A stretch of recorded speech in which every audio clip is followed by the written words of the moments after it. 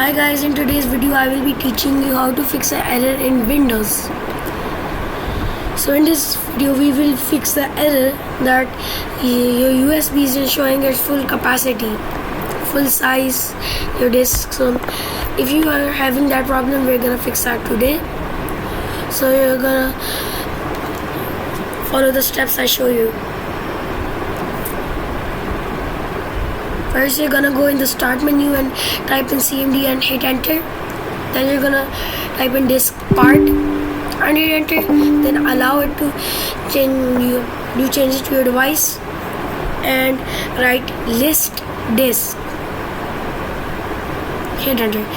And now I know my disk is 1 because it's the USB, because it's 7 gigabytes and the main disk is 400 gigabytes and it's showing disk 0 as 400 gigabytes, so disk 1 is my USB. I know that, so I'm gonna write disk 1 and hit enter. Then you're gonna write create partition primary. No, first you're gonna write clean, then you're gonna write create partition primary. So when you've done that, you see when you format it, it says unknown capacity, so that's why we're gonna write create partition primary to fix that. So right here I'm gonna write that and you're gonna hit enter.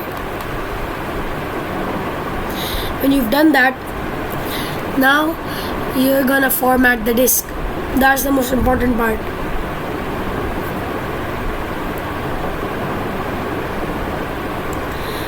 Right now I'm gonna hit start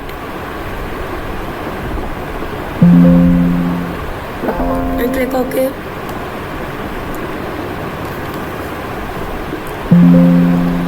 And just like that, your disk is recovered. Thank you for watching. Bye.